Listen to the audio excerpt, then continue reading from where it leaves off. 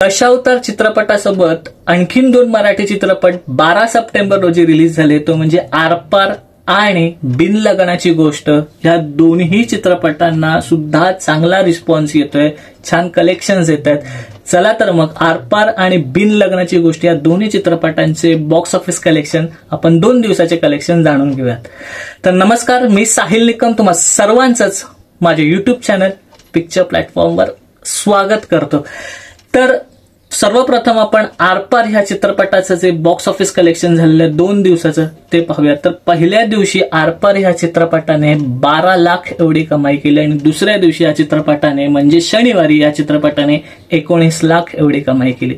आरपार ह्या चित्रपटाचं 2 दिवसाचं जे नेट कलेक्शन झालंय तर ते आहे 31 लाख एवढं आणि 2 दिवसाचं जे ग्रॉस कलेक्शन झालेलं आहे आरपार या चित्रपटाचं तर ते आहे 35 लाख एवढं। आता पाहूयात की बिनलग्नाची गोष्ट जो दुसरा मराठी चित्रपट रिलीज झाला 12 सप्टेंबरला, तर त्याला लागूनही 2 दिवस कंप्लीट झाले। तर ह्या चित्रपटाने पहिल्या दिवशी बिनलग्नाची गोष्ट या चित्रपटाने पहिल्या दिवशी 8 लाख एवढी कमाई केली आणि दुसऱ्या दिवशी या चित्रपटाने 18 लाख एवढी कमाई केली आणि तोही चित्रपट सगळीकडे हाऊसफुल चालतोय।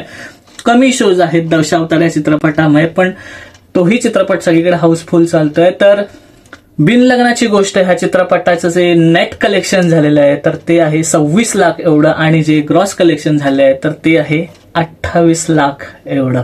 आणि ह्या दोन्ही चित्रपटांना जेव्हा मी काल पाहिलं बुक माय शोला तेव्हा 6,500 तिकीट्स वगैरेची विक्री झाली होती, सेल झाला होता बुक माय शोला, जे की एक चांगला नंबर आहे। कारण दशावतार हा चित्रपट असताना सुद्धा ह्या दोन्ही चित्रपटांना रिस्पॉन्स मिळतो, ह्याचा अर्थ मराठीचा डंका वाजत आहे अक्षरशः बॉक्स ऑफिसवर। सगळेच मराठी चित्रपट बघायला जातात, त्यामुळे खूप छान चित्र आहे आणि ह्या दोन्ही चित्रपटांना सुद्धा तितकंच चांगलं यश मिळो हीच इच्छा। आणि इथेच थांबूया, हे होतं ह्या दोन्ही चित्रपटांचं बॉक्स ऑफिस कलेक्शन।